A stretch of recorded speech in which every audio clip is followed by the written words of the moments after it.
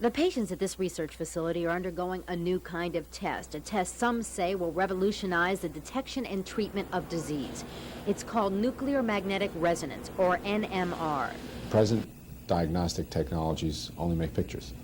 This technology, once it's made the picture, its job is only half done.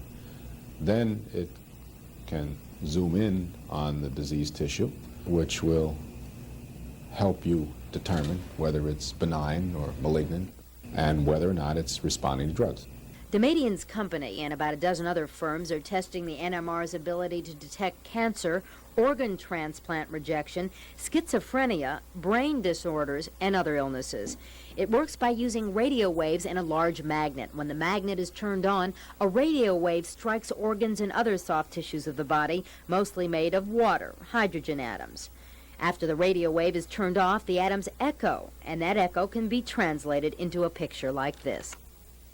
What is said to be the strongest NMR machine anywhere in the world in a hospital is here at the Presbyterian Hospital. This goes into operation at the end of July.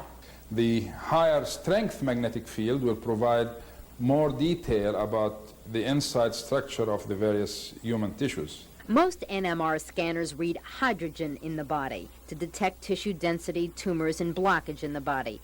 But with higher magnetic fields at work, such as in this research model at Columbia Presbyterian Medical School, doctors have been able to read phosphorus and sodium in the body as well. This means that they can detect whether cells are dying and how well the body is actually functioning.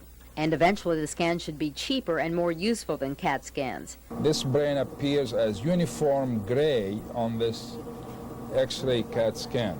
On the NMR, we are seeing all the various type of structures within the brain. There are many diseases that have been entirely discovered or entirely diagnosed by, or they can be entirely diagnosed by NMR, like multiple sclerosis.